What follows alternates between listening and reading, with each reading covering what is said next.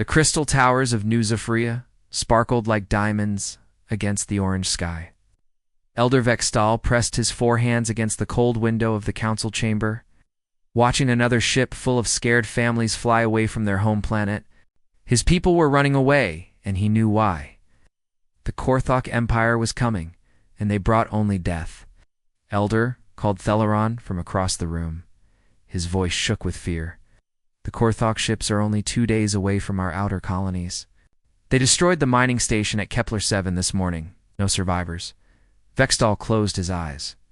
The Zephyrians had built their whole world around peace.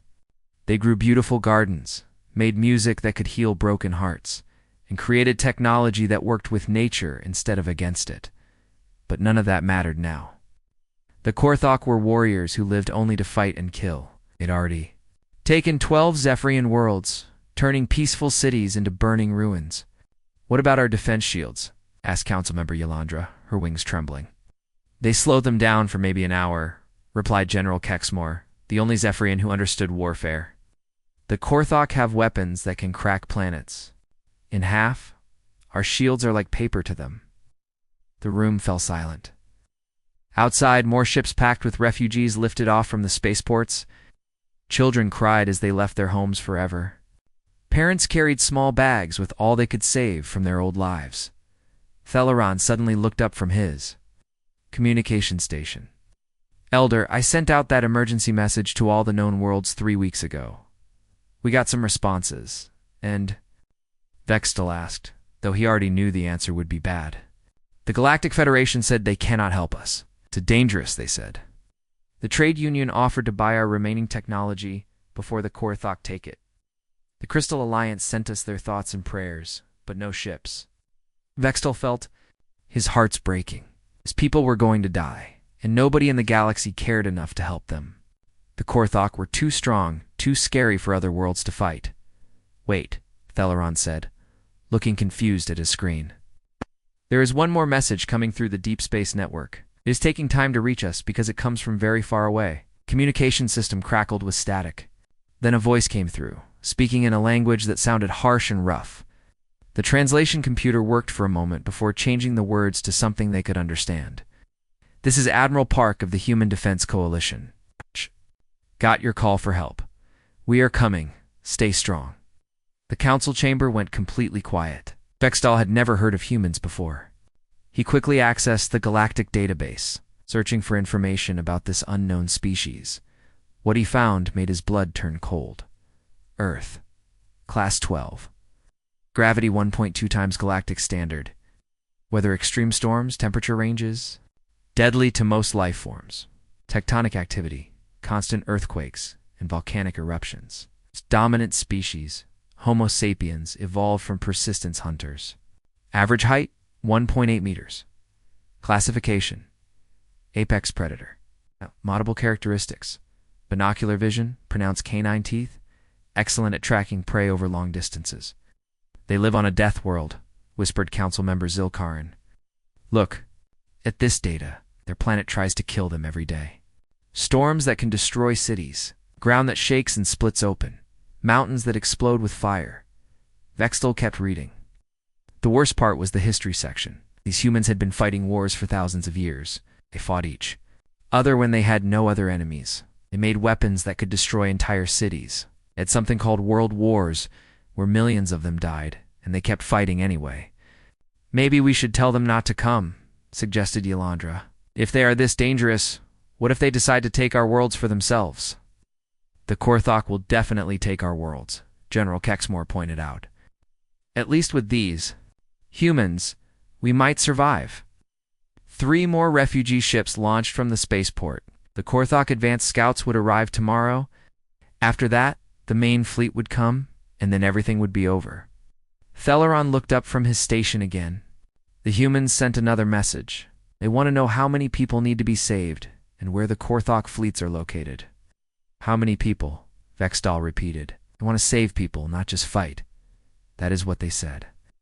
For the first time in weeks, Vextal felt something that might have been hope. Maybe these human warriors were different from the Korthok. Maybe they fought to protect instead of destroy. Or maybe they were something much worse than the Korthok, and the Zephyrians had just invited their own doom. But as he watched another ship full of crying children disappear into the dark space between stars, Vextal knew they had no choice. The Korthok were coming either way. Send them everything they asked for, he ordered. Yes. And pray to the Crystal Mothers that we made the right choice. The message went out into the void, carrying with it the last hope of a dying civilization. The human fleet appeared at the edge of Zephyrian space, like ghosts stepping out of a nightmare. Their ships were dark gray and covered in sharp angles that seemed designed to cut through space itself. Unlike the flowing crystal designs of Zephyrian vessels, these human ships looked like they were built for one purpose only: war. Admiral Park Jimin stood on the bridge of his flagship, studying the holographic display that showed the Korthok invasion force. His face showed no emotion as he counted enemy ships.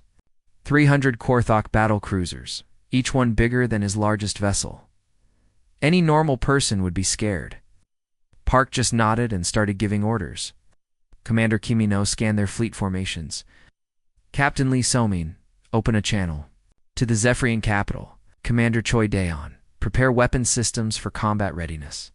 His crew moved quickly and quietly. They had done this before. It's not against the Korthok, but humans had been fighting wars since they learned to make fire. This was just another enemy that needed to be stopped. A few hours later, Elder Vextal and his advisors came aboard the human flagship. The moment they stepped into the docking bay, they knew they had made a terrible mistake. The humans were smaller than Korthok warriors, but something about them made the Zephyrians want to run and hide. It was their eyes. Human eyes pointed forward like hunters, not to the sides like prey animals. When a human looked at you, they were deciding if you were a threat or food. Even when they smiled, their teeth were sharp and white, designed for tearing meat. Admiral Park met them in the briefing room. He was not very tall, but when he walked into the room, everyone went quiet. His uniform was simple and dark, with no decorations except small metal bars that probably showed how many battles he had won. Elder Vextal Park said, his voice calm and steady. Thank you for the tactical information. We have reviewed your situation, Admiral Park. Vextal replied, trying not to let his voice shake. We are grateful that you came, but perhaps we should discuss the size of this problem. The Korthok Empire has over 300 warships. Their soldiers are 3 meters tall with natural armor. They have been conquering worlds for 500 years. Park looked at the holographic display showing Korthok forces. His expression never changed. Around the room, other human officers studied the data with the same cold interest that a scientist might show while looking at bacteria under a microscope. How many civilians need protection? Park asked. 40 billion people across 18 star systems, Vextal answered. Commander Yoon Juye Park said to a woman sitting at the intelligence station. Standard liberation protocol. We need complete files on Korthok command structure, supply, lines, and psychological profiles. Liberation protocol, Vextal asked. His translator was having trouble with the human military terms. Lieutenant Colonel Han Juwu looked up from his planning station. We do not just fight off attacks, he explained in simple words. We make sure the enemy can never attack you again. The Zephyrian advisors looked at each other with growing alarm. General Kexmore, who understood military thinking better than the others, asked carefully, What exactly does that mean? It means, said Captain Shinwujin from the tactical display, that when we are finished, the Korthok Empire will no longer exist as a fighting force. The room went very quiet. Outside. The viewing windows, more human ships, kept arriving. They came from hyperspace in perfect formation, like they had practiced this dance 1,000 times before. Admiral Vextal said slowly, The Korthok are not just raiders. They are an entire civilization. Billions of beings across dozens of worlds. Park finally showed emotion, smiled, but it was not a happy smile. Elder, your people sent a distress call, asking for help against an enemy that wanted to destroy your entire civilization. We answered that call. How we solve your problem is our decision to make. Commander Osungwon, who had been quiet until now, spoke up. The Korthok attack civilian targets and use fear as a weapon. They do not follow the rules of war that most species agree to. This makes them easier to deal with. Easier, Escalandra. When an enemy does not follow rules, we do not have to follow rules either, Osundron explained. It gives us more options. Vextal felt a chill run through his entire body. These humans were not just warriors. They were predators who had learned to think and plan like machines. They talked about destroying entire civilizations the same way others might discuss changing the weather. Perhaps Vextal said carefully, we should discuss terms. What do you want in return for your help? Park looked surprised. Want you asked for help? We came to help. There are no terms, but surely you must want something. Payment, territory, resources. We want the Korthok to stop killing innocent people, Park said simply. Go home. The Zephyrians did not know what to say. In their experience, nobody helped others without wanting something in return. But these humans seemed to mean what they said. Outside the viewing windows, the last human ships arrived from hyperspace. The fleet was much smaller than the Korthok armada, but something about the way they moved made them look like sharks swimming toward wounded prey. The war was about to begin. And the Zephyrians were no longer sure who the real monsters were. The attack on Kepler 7 began at exactly 0300 hours, when most of the Korthok garrison was asleep. The mining world had been under enemy control for 6 months. Its crystal cities now filled with slave camps where Zephyrian families worked in the dark tunnels below ground. Captain Yaquan Wujin's stealth ships moved through space like invisible ghosts. Korthok had placed their massive battlecruisers in a defensive ring around the planet, confident that their shields and weapons could stop any attack. They had used this same formation to destroy 12 Zephyrian fleets, but they had never fought humans before. All units in position, Wujin whispered into his communication device. Around him, his bridge crew worked in complete silence. Their ship's engines were turned off, floating dead in space, just like the wreckage from old battles. Sensors could not tell the difference. Admiral Park's voice came through the secure channel from the main fleet, still hidden behind the system's largest moon. Begin Phase 1. Remember, we need those civilians alive. What happened next would be talked about in military schools for the next 100 years. Wujin's ships suddenly appeared inside the Korthok defensive ring, materializing from hyperspace. Jumps so short and precise that the enemy sensors registered them as equipment malfunctions. Before the Korthok could react, human weapons began tearing through their command ships. But this was not a normal space battle. While the Korthok frantically tried to turn their huge ships to face the new threat, Special Operations Commander Osunwan was already leading his teams directly onto the enemy vessels. The humans did not try to break through Korthok armor. Instead, they found the small maintenance hatches that every ship needed for repairs. They crawled through ventilation systems like deadly spiders, appearing in the corridors where Korthok warriors least expected them.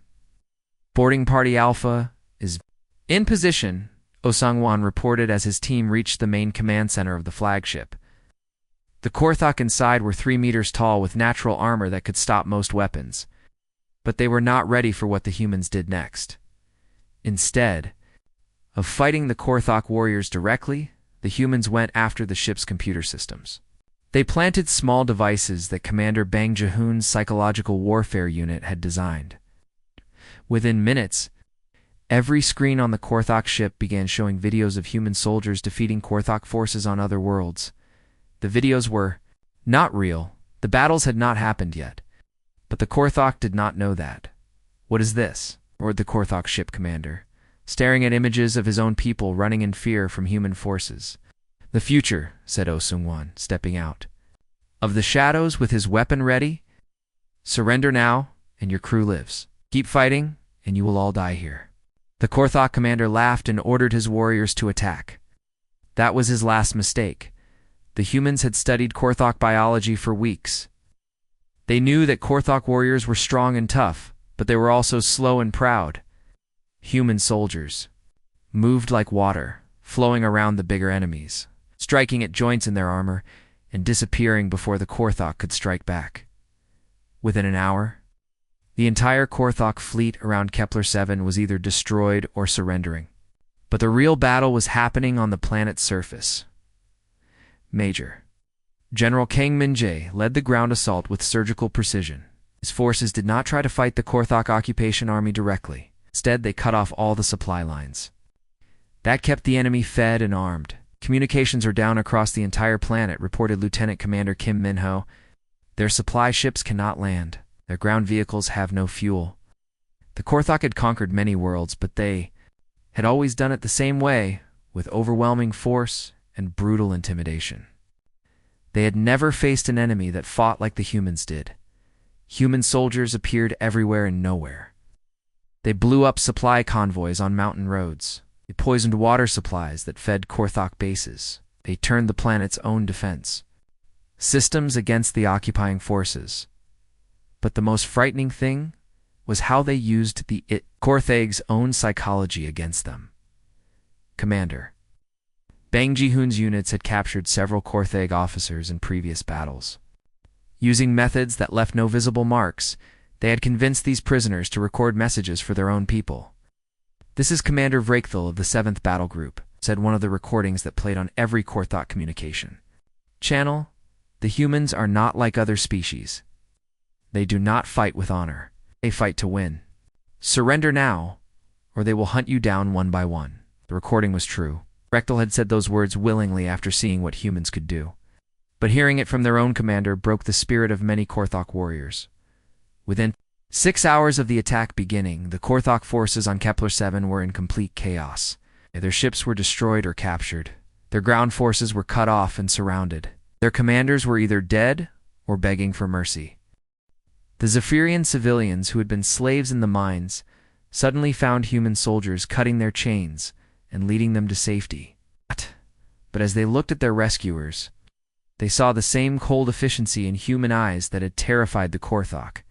These humans saved them, yes, but they did it with a ruthless skill that was more frightening than the enemy's brutality. The storm had begun across the galaxy. The Korthok Empire was about to learn what happened when you made an enemy of Earth. The war room aboard the you see as Indomitable looked like the inside of a machine built for thinking. Dozens of screens showed star maps, battle reports, and live feeds from across 14 different star systems. Admiral Park stood in the center of it all, watching his forces tear apart the Korthok Empire, piece by piece. "Proxima Station has fallen," reported Major General Kong Min-jae. "The Korthok garrison surrendered after we cut off their food supplies for 3 days. No human casualties? Sector 7? Park asked, without looking away from the main display. "Fortress. World Korthok Prime is under siege," answered Fleet Captain Nam Taeyong. "Commander Yoon Ji-hee's intelligence teams have convinced half their defense fleet to switch sides." Elder Vextal watched from the corner of the room, his 4 hands trembling as he tried to understand what he was seeing. The humans had been fighting the Korthok Empire for 8 weeks now, and they were winning everywhere at once. But this was not how wars were supposed to work. In the old stories, brave warriors fought each other in great battles. Heroes died protecting their people. Enemies respected each other's courage. This was something else entirely. "Admiral," said Colonel Lim Hai-jin from the engineering station, "the shipyard at Korthok Beta is now fully operational under our control. We're using their own factories to build weapons against them." Park nodded. "Good. What about the psychological operations?" Commander Bang Ji-hoon looked up from his communications console. "We've broadcast the surrender messages from captured Korthok officers to 37 different battle groups. 16 groups have already laid down their weapons without fighting. The others are requesting terms for surrender." Vextal felt sick. The humans were not just defeating the Korthok. They were turning them against each other, using their own people as weapons. Every victory made the next battle easier because more Korthok warriors lost the will to fight. "Ow. "Do you do this?" Vextal asked quietly. Intelligence Officer Yoon Ji-ae turned to face him. She was small, even for a human, but her eyes held the same cold intelligence as her commander. "We study our enemies. The Korthok are proud warriors. But they follow orders without question. When their leaders surrender, the followers give up too." "But how do you make their leaders surrender?" "We show them that fighting is pointless," she explained. "Look at this." The main screen changed to show a recording from the battle at Kepler V. Korthok Commander Vrakthal sat in a clean, comfortable room, speaking calmly to a human interrogator. He was not hurt. He was not chained. But something in his eyes was completely broken. "The humans do not fight like other species," Vrakthel said in the recording. "They do not want glory or honor. They want to win, and they will do anything to win. There is no shame in surrendering to them, because they are not really warriors. They are something else." "What did you do to him?" Vextel whispered. "We showed him videos of what happened to other Korthok commanders who refused to cooperate," Yoon Juye said simply. "We explained that his choice was to help his own people survive or watch them all die for nothing." Vextel looked around. The war room at the human officers. They were not celebrating their victories. They were not excited about the battles they were winning. They worked with the same calm focus that farmers use to harvest crops or mechanics use to fix broken machines. "The Korthok fleet at Rigel 7 just disappeared," reported Commander Osunja. "No battle, no explosion. They were just gone." "Where did they go?" Park asked. "We're not sure. We found their crews 3 days later in escape pods, drifting. In space, they won't talk about what happened. Most of them are in shock." Park nodded as if this was perfectly normal. "Mark that system as secure. Move the 5th Fleet to Korthok Gamma." Vextel realized that he was watching something that had never happened before in galactic history. The humans were not just winning a war. They were dismantling an entire civilization with the same organized efficiency that others might use to take apart a broken machine. "Admiral," he said, his voice barely above a whisper, "the Korthok Empire has existed for 500 years. They have conquered dozens of species. How are you destroying them so quickly?" Park finally looked at him directly. "Because we understand something that most species do not understand. War is not about being brave or strong or honorable. War is about making the enemy stop fighting. Everything else is just tradition. But the cost—" "What cost?" Park interrupted. "We have lost fewer than 1,000 human soldiers in 8 weeks of fighting. The Korthok have lost millions, but most of them are still alive. They are just no longer able to fight." On the screen, another star system changed from red to green as Korthok forces there surrendered without a battle. The empire that had seemed unstoppable just 2 months ago was collapsing like a house made of cards. "This is not war," Vextel said. "This is something else." "Yes," Park agreed. Yes. "This is what happens when you ask humans for help. We do not fight wars the way other species do, because we learned long ago that the only victory that matters is the one that ends the fighting. Forever." Outside the viewing windows, where Korthok ships were approaching under white flags of surrender, their crews ready to give up rather than face the terrible efficiency of human warfare. The storm was almost over. But Vextel was beginning to understand that the real nightmare was just beginning. The throne room of Emperor Thrakmar had once been the most feared place in the galaxy. Its black walls were covered with the skulls of conquered enemies, and its floor was made from the crushed remains of destroyed worlds.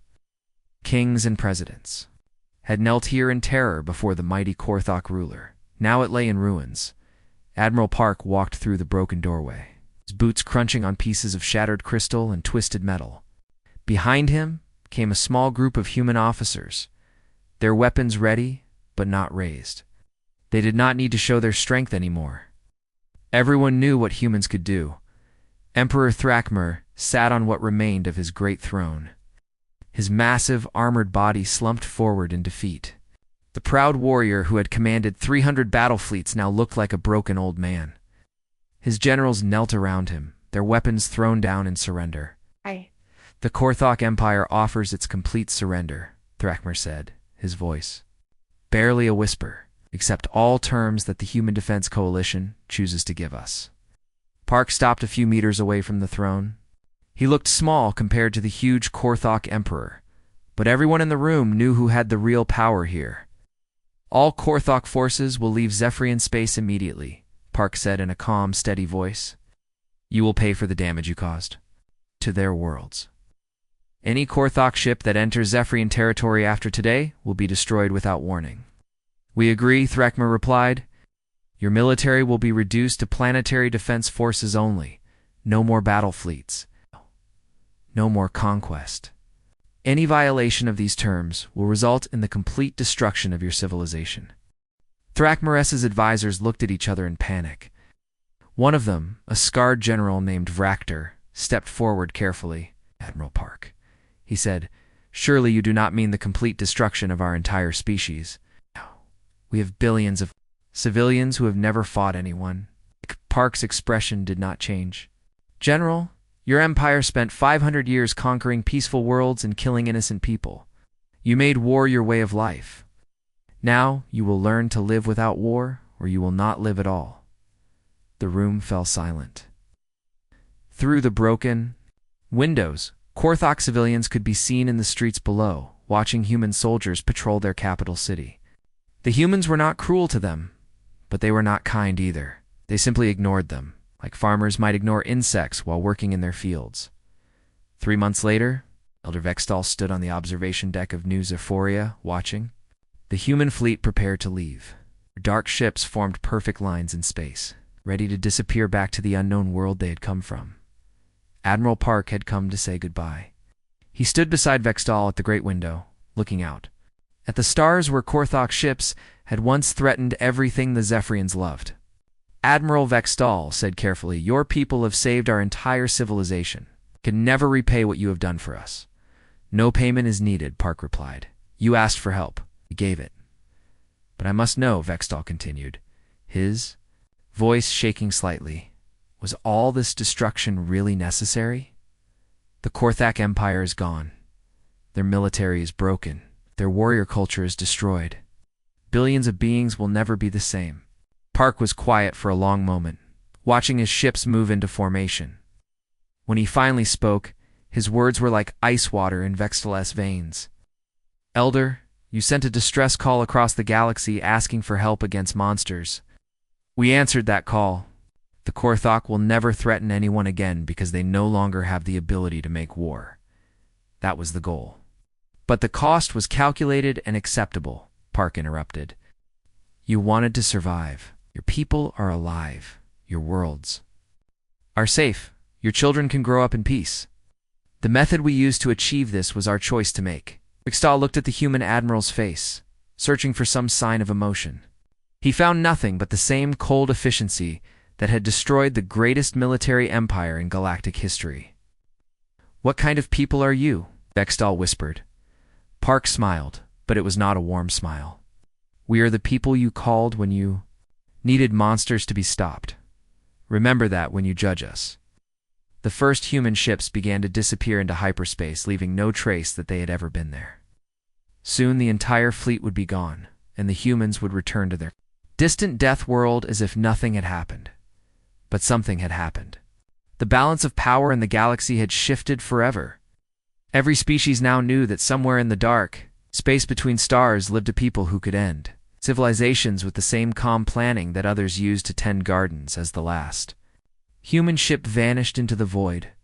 Vextal remained at the observation window. Below him, Zephorian children played in crystal gardens that sparkled in the light of twin suns. They laughed and ran and dreamed of futures filled with peace and beauty. They were safe now. The monsters were gone. But as Vextal watched the stars, he could not forget Admiral Park's final words. The humans had not become monsters to fight monsters. They had simply stopped pretending they were not already the most dangerous thing that had ever crawled out of the darkness between worlds. And somewhere in that darkness, they were waiting for the next call for help.